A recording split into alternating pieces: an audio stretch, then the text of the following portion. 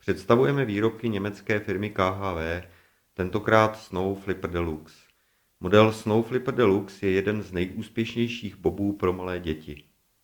Plastový výlisek těla bobu je velmi účelně vytvarován.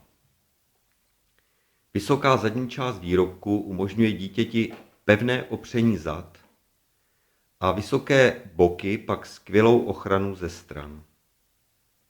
Sedák bobu je vyvýšen proti dnu, takže dítě nesedí na sněhu, který napadá dovnitř.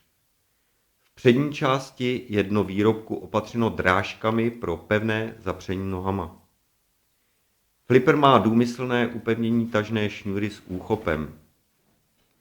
Za jízdy je plastový úchop vložen v přední části do vylisovaného lůžka, stejně jako je konec šňůry s nasazenou kuličkou zacvaknut v lůžku v zadní části bobu.